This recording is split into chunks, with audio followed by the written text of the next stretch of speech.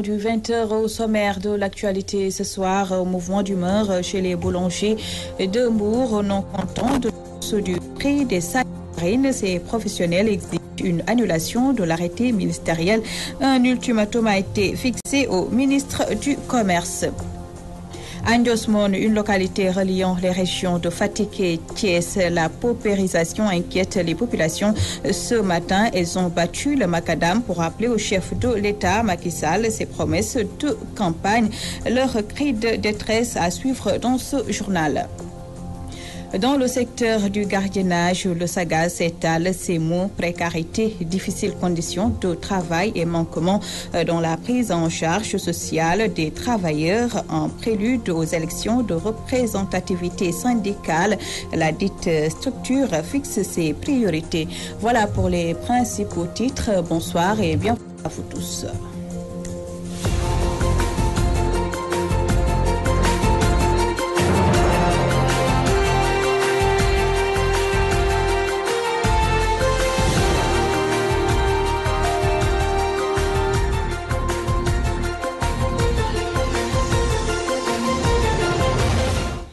Merci de vous. Convention du gardiennage et assainissement du secteur, le credo du SAGAS, le syndicat autonome des gardiens et agents de sécurité du Sénégal, qui salue les efforts de la CSA, dénonce les difficiles conditions de travail de ses membres. C'était en marge d'une rencontre en prélude aux élections de représentativité syndicale. Isidore Koli, le secrétaire général du SAGAS, est au micro de Mamou Gassama. Les conditions de vie des gardiens, vous savez, c'est les problèmes de salaire, les salaires qui sont dérisoires, le problème surtout des primes, le problème des cotisations sociales à l'IPRES, à la caisse sécuritaire, et même des problèmes de retard de salaire, parce qu'aujourd'hui, vous voyez des agents qui sont, aujourd'hui nous sommes le 24 du mois, des agents qui n'ont pas encore perçu leur salaire. Donc ça cause problème. Et nous pensons que le projet de convention va régler définitivement, parce que les entreprises qui ne peuvent pas respecter la convention, qui ne pourraient pas respecter ce qu'exige le Code du travail, doivent être quand même éliminées de ce secteur-là. Et le problème d'embauche pose problème, parce qu'il y a des entreprises qui n'embauchent jamais. Les agents sont pris comme ça, bénévolement, bon, je ne dirais pas bénévolement, mais sans statut, sans contrat. Et je pense que ça doit être quand même réglé définitivement. Et nous pensons qu'avec la convention, il suffit que l'agent fasse au minimum 1 an ou moins d'1 an pour qu'il soit embauché définitivement dans son entreprise. Et c'est ce que nous exigeons quand même. La coopérative d'habitat Namora revient avec son mal de tous les temps. Des adhérents ont perdu leur maison et même les infrastructures sociales construites dans le quartier suite à une décision de justice sur le litige foncier, les opposants à un plaignant, suivant leur réaction recueillie par Nachib Sagna. Qu'est-ce qui se passe à Namora? Badian, le promoteur qui nous a vendu des terrains, des maisons, a un conflit avec Ibrahim Tchoubou sur 118 hectares, dont Tchoubou possédait les 4 hectares. Et l'engagement, c'était que Badian puisse valoriser ces 4 hectares et transformer l'usage agricole en usage d'habitat. Donc Tchoubou, poursuivant Badian pour abus de confiance, donc a saisi nos maisons. Il a saisi le centre de santé qui appartient à toutes les populations, la case de santé fonctionnelle qui appartient à toutes les populations, le salon présidentiel qui appartient à toutes les populations.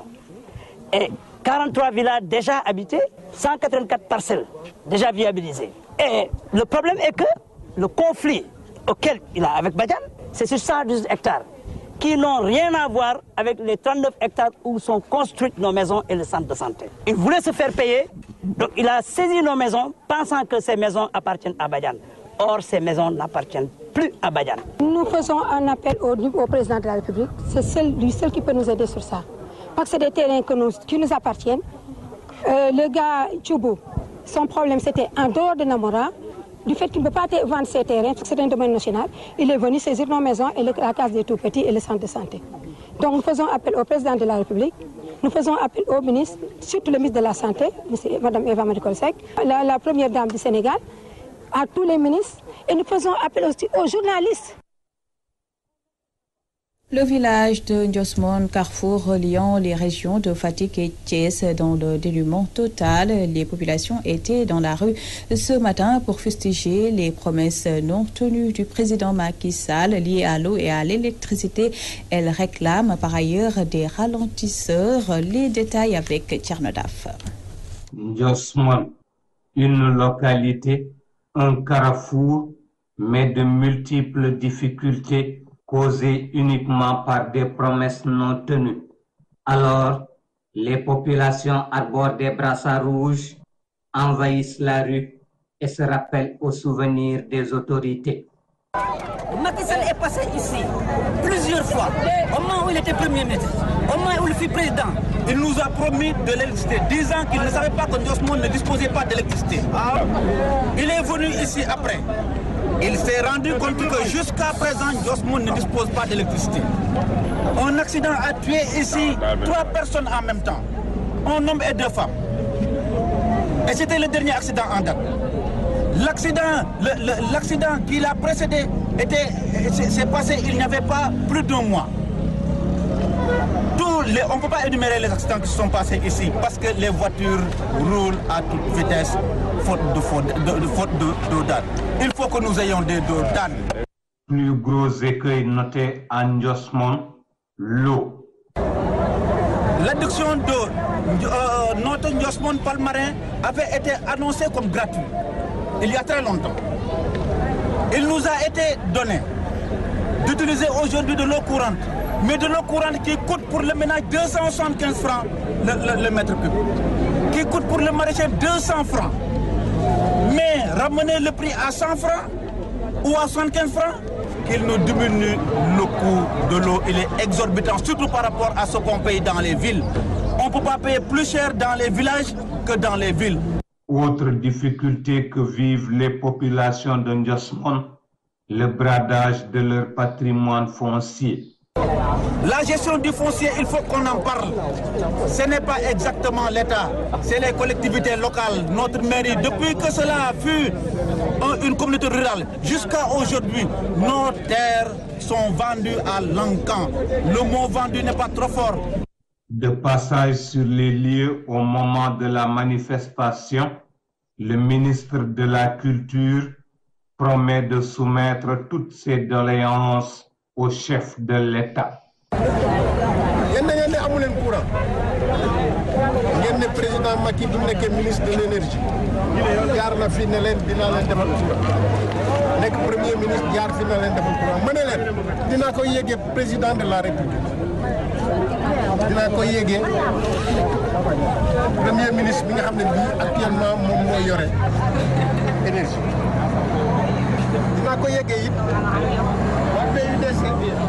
Logé dans la commune de Tataguine, région de Fatick, Ndiosmone est aussi à cheval sur celle de Thiès et de Diourbel.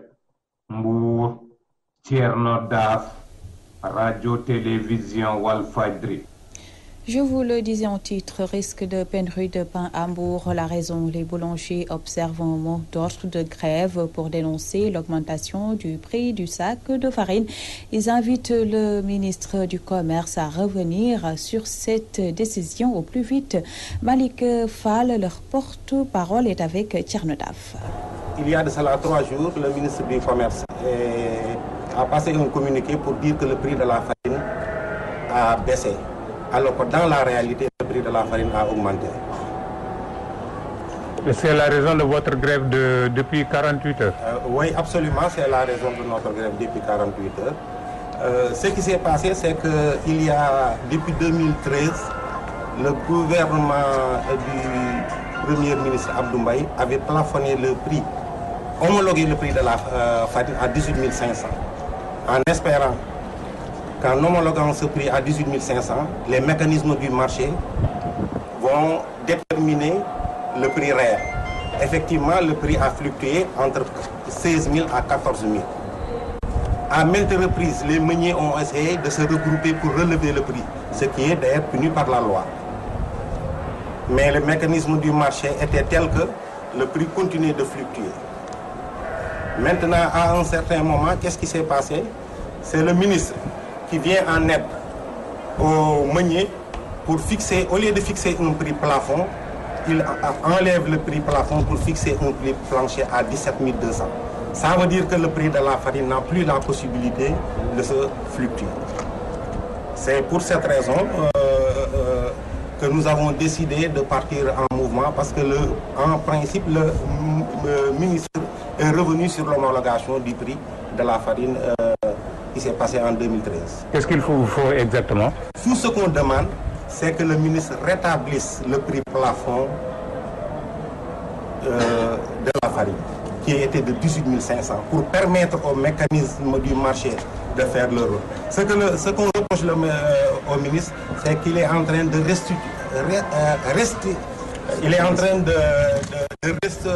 faire revenir les situations de monopole.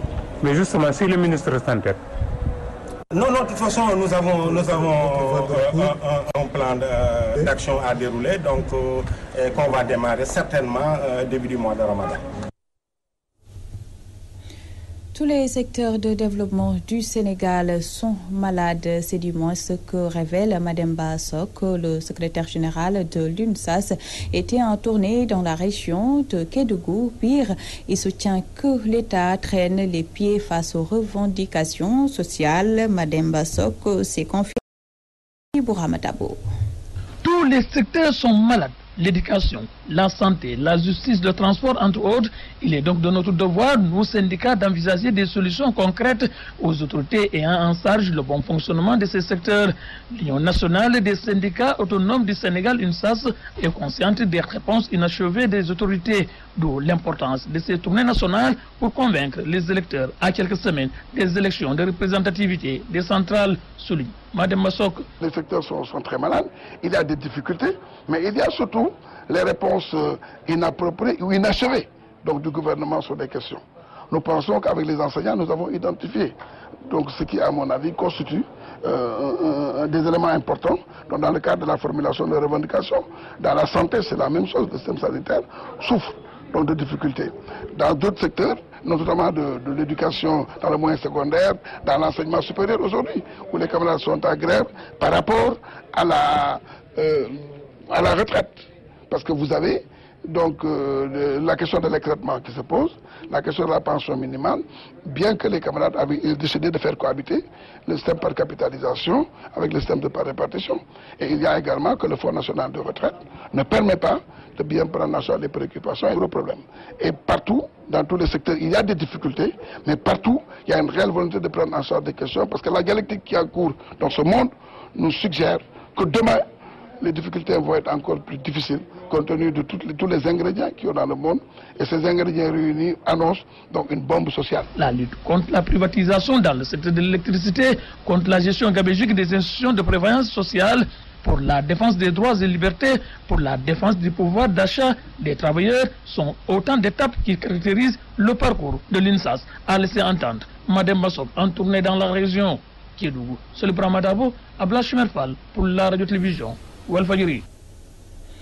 Diogo et les villages environnants confrontés à un manque d'eau, les populations de ces localités du département de Mbacké ont exprimé ces doléances en marge d'une rencontre politique. L'initiateur de la rencontre invite les politiques à se pencher davantage sur les difficultés des populations. Mamadou Martarsar. Diogo et des villages environnants du département de Mbacké confrontés à un manque criant d'eau. Les populations ont soulevé ces doléances lors d'un vaste rassemblement politique.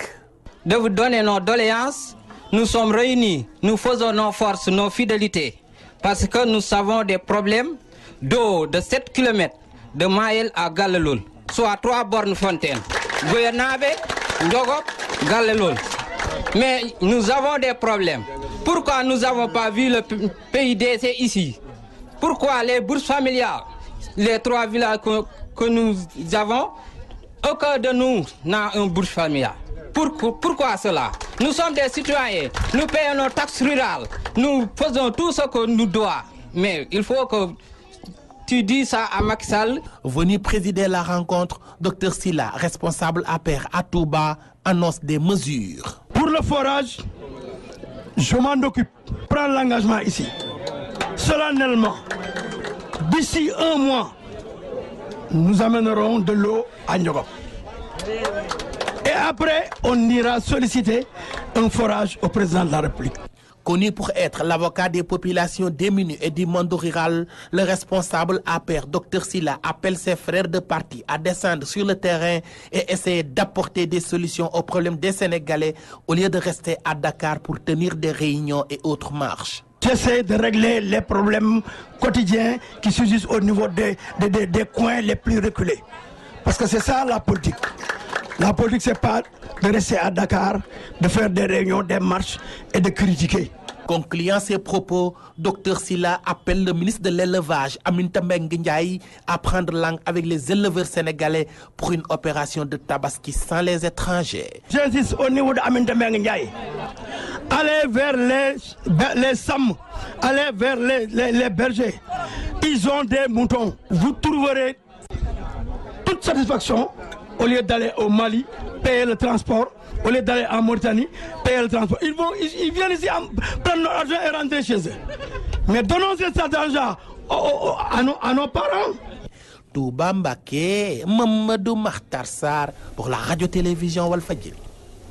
Le mouvement pour l'émergence de la commune de Bambilor se retire de l'APR pour créer un nouveau cadre en vue des élections locales. Les désormais ex-alliés du maire Ndiagne Diop de Bambilor comptent se battre pour développer la commune qui fait face à d'énormes difficultés, nous dit Nachib Sagna. Le mouvement pour l'émergence de la commune de Bambilor est né selon son responsable Sissepa. Ce mouvement veut apporter un changement dans la commune de Bambilor, mettre l'accent sur le développement de cette commune tout en respectant les droits des citoyens. L'objectif pour les membres fondateurs de ce mouvement, c'est gagner les élections locales prochaines. On était dans un parti, notamment le parti APR. On était dans la même mouvance lors des précédentes élections locales avec le maire au pouvoir aujourd'hui. Mais à un certain moment donné, on ne partage plus la même vision politique avec ces derniers. Et par conséquent, on a créé ce mouvement pour pouvoir en tout cas rebattre les troupes et tâter le terrain, pour pouvoir remobiliser les troupes, pour en tout cas s'inscrire dans une logique de développement endogène, pour ne pas dire local, de notre commune. Maintenant, nous sommes un mouvement autonome et indépendant de toute autre organisation politique. Parce qu'il y a beaucoup de carences au niveau de la commune, beaucoup de manquements, notamment du point de vue infrastructurel, du point de vue même emploi des jeunes, entre autres. Comme toute autre organisation politique, nous comptons. D'ailleurs, le mouvement est candidat pour les prochaines élections locales de la dite commune de Bambilor. Le mouvement est né de la rupture avec le camp de l'actuel maire de la commune Ndiagne Diop. Pour ses responsables, Ndiagne Diop a trahi les habitants de Bambilor. Bambilor n'est pas télévision Walfadjri. À Guédiawaye, l'APR engage dans l'unité la bataille des législatives à l'initiative du PDG de l'ENA, Cheikh Awa Balla Fall, qui procédait à une remise de financement destinée aux femmes de Ndiarème Limamoulaye. Opportunité saisie par ses responsables pour charger l'opposition regroupée autour de Manko Taxawu Sénégal, un compte-rendu de Théodore Semedo. Les responsables de l'APR à Guédiawaye se disent plus que déterminés à traduire en acte la vision émergente du président Macky Sall par l'unité et le travail à la base. Cheikh Awa Balla Fall, responsable politique de l'APR à Ndiarème Limamoulaye, a battu le rappel de ses troupes pour octroyer des financements aux femmes de la localité. Nous avons un programme test de 4 millions de francs que nous allons donner à des unités qu'on appelle des cellules sous FEM. Et ces cellules-là, effectivement, seront encadrées par la compagnie financière africaine, Cofina, avec qui j'ai passé une convention. Une convention donc pour octroyer des prêts revolving aux femmes sans intérêt. La compagnie financière africaine est une nouvelle institution de microfinance qui va se déployer dans la banlieue et ailleurs. Donc nous l'avons invité à travers cette convention à venir soutenir nos braves femmes. Et nous avons trouvé un moyen et une modalité pour permettre à ces femmes d'accéder non seulement au crédit, mais surtout de faire de l'épargne. Je remercie Cofina et je les félicite d'accepter d'accompagner les populations et notamment les femmes. Lors de cette rencontre qui a connu une forte mobilisation en présence du maire Aliou Sall, ces militants républicains en ont profité pour s'en prendre aux leaders de l'opposition qu'ils qualifient d'irresponsables. Nous avions tous fait le vœu et le serment d'aller ensemble. Et nous n'avons jamais été aussi séparés. Ça aussi, il faut le préciser. Nous avons montré sur le terrain, comme on dit chez les Sérères là, donc voilà, c'est ce que je pense qu'il faut retenir. Dans tous les cas, Guédiawaye est là et tous les gens qui sont ici ne viennent pas d'ailleurs. Nous n'avons pas fait de l'importation. Toutes les femmes qui sont ici, c'est des femmes de la commune de Ndiarème Limameul et des communes annexes.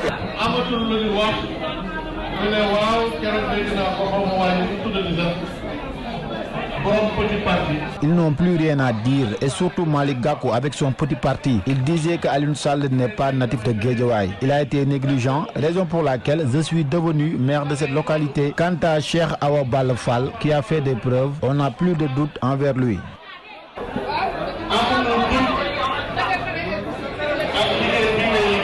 Ces responsables de l'APR de Guédiawaye promettent d'ailleurs une tournée dans toutes les en vue d'obtenir une majorité forte aux prochaines élections législatives. Théodore Semedo, Guédiawaye, Walfadjri. Toujours en politique, un nouveau cadre de réflexion républicaine vient de voir le jour. Le mouvement qui compte soutenir le président Macky Sall vise à servir de laboratoire d'analyse politique, d'espace d'alerte sur toutes les questions d'intérêt national. Karim Babou, leur porte-parole, est au micro de Khadisila. Nos anciens ont posé les actes fondateurs et toutes les générations qui les ont suivis ont remis l'ouvrage sur le métier. C'est ce qui fait qu'aujourd'hui, le processus démocratique sénégalais est entré dans une phase de maturation. Après 2 tests majeurs de validation, en 2002 et en 2012, alors que la citoyenneté n'a jamais été autant catalysée par l'essor des médias sociaux, les demandes de bonne gouvernance et le désir d'un meilleur avenir. Les pouvoirs publics ne peuvent plus ignorer dans leurs actions les nouveaux enjeux et paradigmes de la démocratie née des besoins et aspirations du nouveau type de citoyen.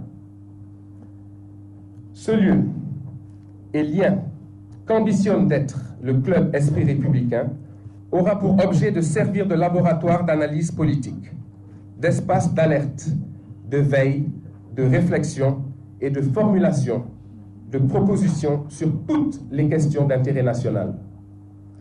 Ce travail se fera par le développement d'activités de recherche, de prospective, de formation et de conseil, d'animation d'espace, de débat et de production de connaissances. Pour ce faire, ces membres mobiliseront toutes les énergies positives pour réfléchir et participer à la nécessaire entreprise d'innovation et de modernisation de notre système de gouvernance démocratique et politique.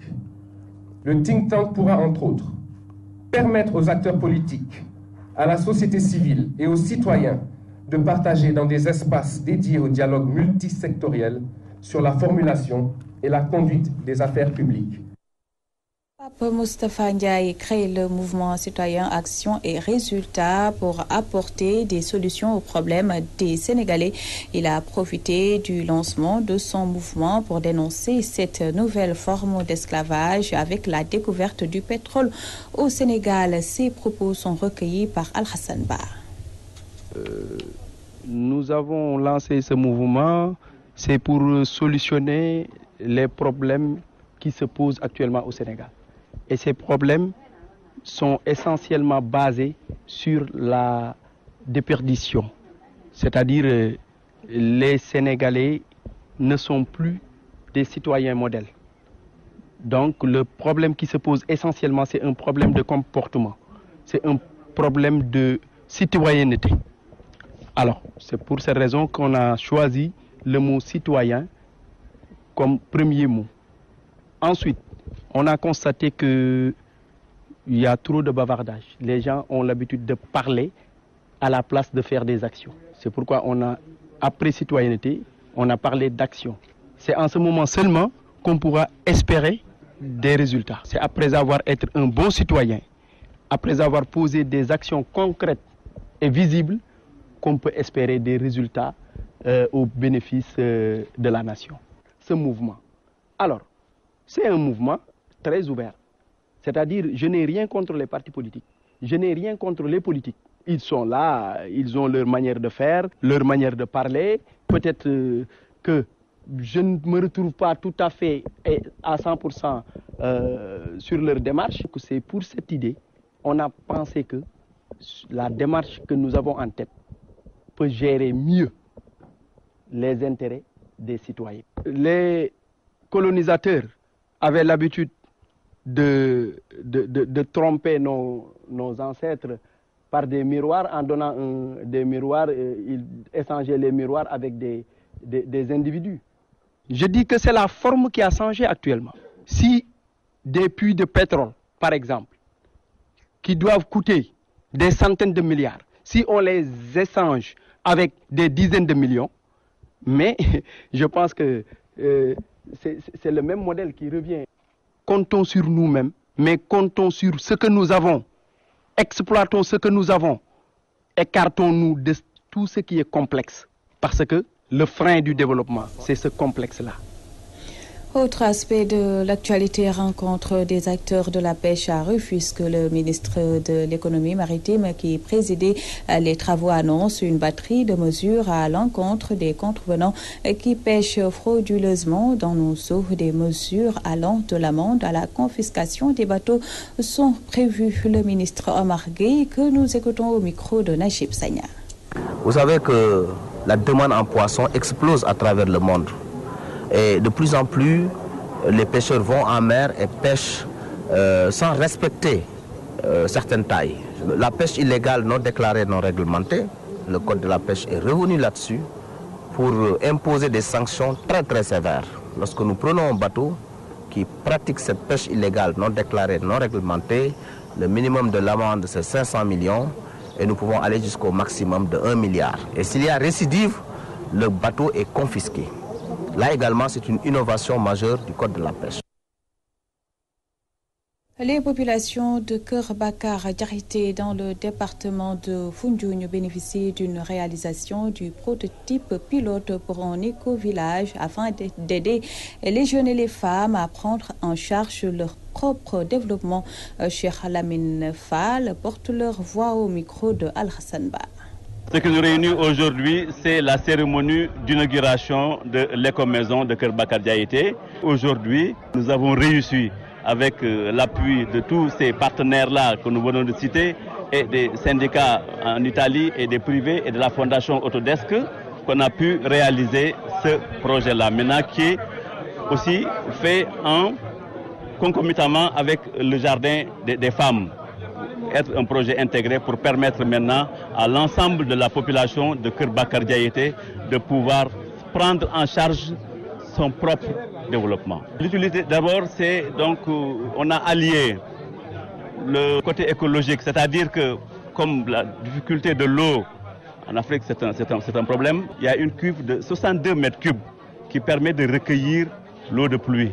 Cette eau-là est utilisée non seulement pour les besoins courants de la maison, mais elle est utilisée aussi pour avoir une climatisation passive.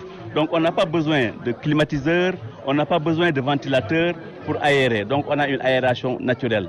Et cette maison-là aussi contribue un peu à l'épanouissement et au développement des femmes et des jeunes qui sont au niveau du village. C'est ça un peu la particularité du projet. C'est surtout pour le côté écologique et aussi pour l'aspect un peu matériaux. Donc les matériaux qui sont utilisés sont des matériaux du terroir. Vous voyez le faux plafond, vous voyez la façade, tout ça c'est en crintin. Ces maisons peuvent subir un tremblement de terre sans tomber. C'est-à-dire, ce n'est pas qu'on utilise seulement la terre comme ça, il y a aussi une structure portante et tout ça, et nous sommes attentifs à tous les problèmes. Mais nous avons fait de manière que cette maison soit pour tout le monde. Le coût financier estimé, c'est environ 55 millions de francs CFA qui ont été effectivement investis, sans tenir compte maintenant des autres coûts de valorisation qu'on n'a pas pris en compte. Je vous parle maintenant des vaisselles, éléments incontournables pendant le Ramadan. Les femmes s'en procurent à cœur joie puisqu'elles font partie de leur astuce à l'approche du mois béni. C'est la ruée vers les magasins de vente d'ustensiles au grand bonheur des vendeurs qui exhibent déjà des nouveautés sur le marché. C'est l'objet du reportage du jour signé Fatoumata Seye. Du jeûne, un temps privilégié par les femmes sénégalaises pour exhiber leurs astuces. Pour cela, il leur faut de belles vaisselles. Le ramadan est aussi un moment pour nous de faire plaisir à nos maris et nos beaux-parents. C'est pour cela que nous sommes venus acheter de nouvelles vaisselles. Le prix nous importe peu parfois parce que moi personnellement, j'ai dit que cela vaut le coup si c'est pour le bien-être de mon mari. À quelques jours du Ramadan, les préparatifs vont bon train sur le marché. Une panoplie de nouveautés change le décor des magasins et annonce les couleurs du mois béni.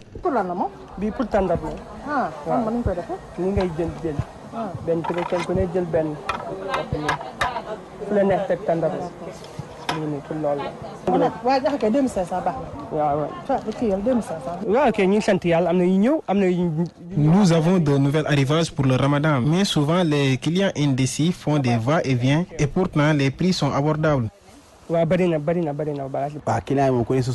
choix varie selon les goûts des clients. Certains achètent, mais pour la plupart d'entre eux, ils achètent des tasses et des thermos. Contrairement aux années précédentes, les clients se font désirer.